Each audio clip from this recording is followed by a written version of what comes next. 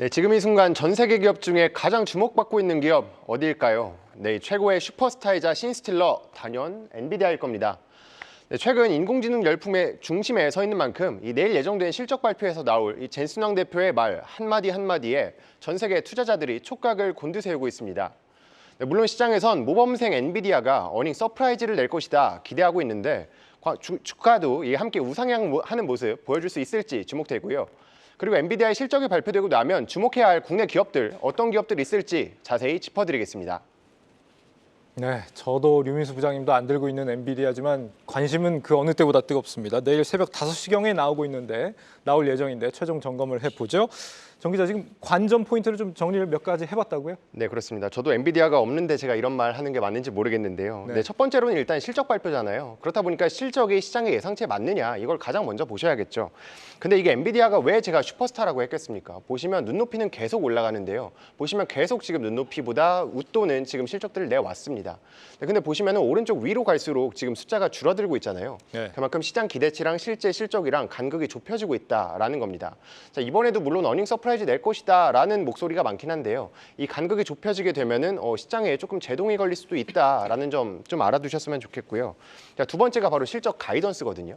가이던스라는 게 가이던스가 뭐냐면요. 우리 회사가 다음 분기에 이 정도 실적 낼 것 같습니다라고 미리 알려주는 겁니다.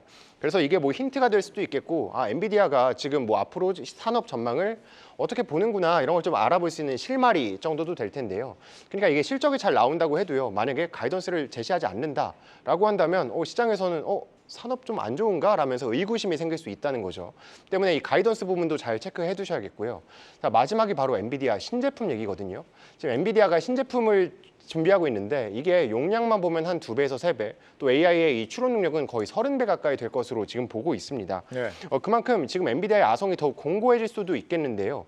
근데 이게 우려되는 게 지금 엔비디아에 대항해서 반비디아 세력들도 지금 있거든요. 그러니까 마이크로소프트 같은 경우에도 엔비디아를 이렇게 떠나가지고 스스로 지금 AI 칩을 만든다든지 이런 얘기들이 있으니까요. 엔비디아가 신제품 잘 준비하고 있는지 이 내용도 한번 체크해 보셔야겠습니다. 네, 가이던스와 신제품 출시, 오늘 아마존 웹 서비스에서 아까 했던 얘기를 얘기했지만 지금 제대로 계속해서 공장이 가동되고 있느냐, 네. 2분기가 거의 다 지금 지나가고 있기 때문에 그런 부분 충분히 확인할 수 있을 것 같습니다.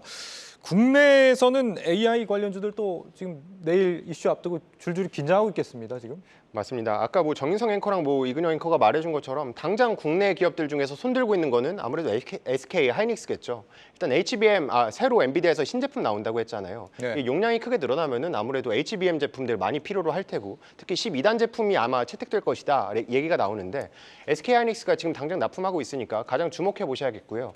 또 한 가지가 삼성전자도 빼놓을 수 없겠습니다. 아무래도 물론 삼성전자 입장에서는 조금 자존심 상할 수 있긴 한데요. 조금 HBM 쪽에서는 한 발 뒤쳐져 있다라고 보는 게 좀 맞긴 할 것 같거든요. 근데 그렇다고 두 손 떼고 있는 건 아니고 최근에 HBM 12단짜리 최근에 2분기까지 양산하겠다라는 점을 얘기하기도 했고 최근에 반도체 부문 수장도 교체했고 젠슨 황 대표도 최근에 GTC 24 통해 가지고 지금 삼성전자 제품 지켜보고 있다라고 얘기했으니까요. 삼성전자도 계속해서 주목해 보셔야겠습니다. 펄 테스트를 통과했느냐 이 부분이 관건이겠죠. 네, 그렇습니다. 네. 그래서 반도체 짚어봤으면 다음엔 또 에너지주 얘기를 또 빼놓을 수 없을 것 같거든요. 자, 이게 AI가 제가 여러 번 말씀드렸는데 이게 전기 먹는 하마거든요.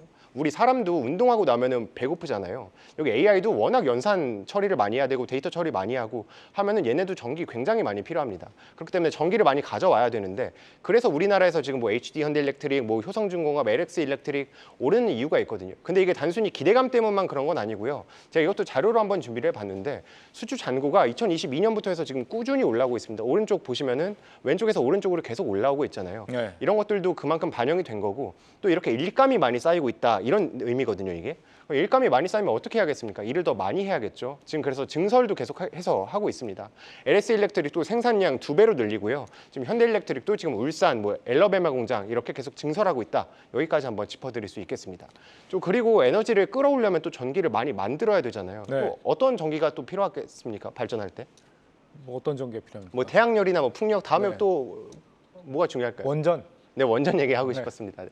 원전이 왜냐하면은 지금 SMR이라고 해서 소형 모듈 원전이라고 있습니다. 이게 전기가 많이 필요하다 보니까 최근에 오픈 AI에서도 데이터 센터 만들 때 부족하다라고 하면서 원전을 새로 이렇게 편입을 시켰습니다. 그리고 또 우리나라에서 또 하나 체크해 주셔야 될 게 최근에 뭐 7월에 지금 뭐 수주 체코 원전 수주 얘기도 나오잖아요. 네. 그러니까 뭐 두산이라든지 이런 기업들 오늘 지금 오르락 내리락 하는 것도 이런 모멘텀들이 있으니까요. 이 부분도 한번 체크해 보셔야겠습니다. 부장님, 지금 뭐 젠슨 왕이 삼성전자 HBM을 뭐 채택하느냐 지금 혹시 언급이 나와줄까 뭐 기대도 좀 해볼 만하지 않을까 싶은데 이번 실적 발표 전후에서 지금 삼성전자 하이닉스가 뭐 어떤 운명을 좀 맞게 될 것이냐 이게 화두인 것 같아요. 결론 뭐 운명이라고 하기는 그렇고 네. 어찌됐든 지금 HBM은 내년도까지 SK하이닉스 다 완판이잖아요. 솔드아웃 돼 있지 않습니까? 그래서 SK하이닉스의 어떤 HBM에 대한 독주는 지금 삼성이 지금 따라잡고 있는데 지금 뭐 여러 가지 얘기들이 나오잖아요. 그런 상황에서 지금 못 쫓아가는 상황이기 때문에 상반기는 일단 SK하이닉스의 시간이라고 보시면 될 것 같고 하반기에는 좀 나아질 거라고 좀 생각을 하는데 삼성전자 쪽. 왜냐면 삼성전자가 이번에 저희가 볼 때는 TSMC가 일정 부분 목리를 부린 것 같아요. 제조 공석이 공정이 다른 부분인데 어찌됐든 이쪽 밸류 체인으로 삼성전자가 오는 거에서는 맞닿지 않을 거예요. TSMC 쪽에서는 그렇기 때문에 그런데 역시나 이제 AMD 쪽과 인텔 쪽에 납품하는 걸로 알고 있기 때문에 삼성전자 HBM도 그렇기 때문에 하반기 뭐 3분기든 4분기든 아까 말씀하셨던 지금 뭐 인사까지 단행한 상황이기 때문에 네. 어느 정도 따라잡을 것이라고 좀 예상을 하고 있습니다. 그런데 요번에 이제 엔비디아 실적 좀 이따 이제 그 부분에서 또 말씀드릴 코멘트가 있을 것 같은데 일단은 요 HBM 상황만 봐서는 SK하이닉스 오늘도 수급이 들어오고 있잖아요. 네. 한미반도체하고 그래서 SK하이닉스 시간이 지금은 아직은 유효하다라고 생각을 하고 다만 이 HBM의 모든 지금 종합 반도체 회사들이 지금 올인을 하는 상황이라 만약에 공장 라인이 이쪽으로 가게 되면 집중하게 되면은 기존의 D램 라인 쪽에 대한 부분이 공급 부족이 발생할 수도 있어요. 그렇기 때문에 이쪽에 대한 소위 공급 부족에 의한 가격 상승도 도모할 수 있는 부분이기 때문에 뭐 저는 삼성전자 갖고 계신 분 지금은 조금 상대적으로 좀 빈약할 수 있지만 저는 뭐 후반기에는 좋은 모습을 보일 거다 이렇게 생각을 하고 있습니다. 삼성전자도 오늘 뭐 외국인들 순매수 상황이긴 합니다. 오늘 남은 지금 1시간 반 정도 남았고 네. 또 내일 이제 실적 발표 엔비디아 실적 발표 전후에서 또 어떻게 우리가 좀 좋은 대응 전략이 있겠습니까? 국내 주식들. 일단 엔비디아가 이게 뭐 하나의 기업 정도가 아니라 지금 인류의 대혁명의 어떤 지금 전초기지잖아요. 그쪽이 그렇기 때문에 내일의 대형 이벤트이기 때문에 그 실적 발표가 어떻게 나올까? 아까 기자님 말씀하신 것처럼 저는 향후 가이던스 제공을 얼마나 하는지가 상당히 중요해요. 그러니까 네. 애널리스트가 기존에 했던 것보다 항상 좋은 실적을 냈고 그런 만큼 눈높이도 높아간 상황이기 때문에 가이던스 상당히 좋게 얘기를 한다든가 아니면 지속 확장 가능한 뭔가 그건 저는 잘 모르겠습니다. AI의 어떤 새로운 아이디어 이런 것도 한번 엔비디아 젠슨왕이 CEO가 한번 얘기를 해준다든가 이런 게 아니라면 일단은 저는 반도체주는 조금 실 가능성을 조금 그쪽에 무게 중심을 좀 두고 있습니다. 그래서 반도체 쪽을 갖고 계시는 분이라면 물론 내일 보고 대응하는 게 맞겠지만 저는 수익이 좀 나신 분이라면 일정 부분 저는 매도 수익 실현을 조금 일부 하시는 게 어떨까? 저는 그쪽에 무게 중심을 두고 그렇게 있습니다. 무게를 두시는 그 배경 근거가 뭐 어떤 것 때문이세요? 그러니까 실적이 이제 좋게 나올 거는 분명한데 네. 이제 아까도 얘기했듯이 첫 번째는 1분기에 엔비디아의 글로벌 자금 흐름을 보면은 1분기에 비해서 좀 둔화됐어요. 네. 자금 흐름도 이제 수급도 둔화된 부분도 있고 그리고 기존에 통상적으로 지금 좋은 실적을 발표했더라도 그 이후에 실적 발표 이후에 일정 기간 쉬어지는 데이터들이 많았거든요. 그렇다면 우리나라 반도체주도 끝나는 건 절대 아니고 네네. 조금은 쉬어질 가능성이 있다. 그렇기 때문에 그때는 물론 매수 관점이지만 일단은 수익이 나신 분은 저는 조금이라도 좀 매도하시는 게 낫지 않을까. 일단은 그쪽에 무게추고 두고 있습니다. 지금 AI 테마가 계속 좀 이동을 해온 부분이 있었잖아요. 네. 처음에 반도체로 시작해서 뭐 변압기, 전력 전선, 최근에 뭐 구리까지도 이렇게 파생이 되는 느낌인데 예.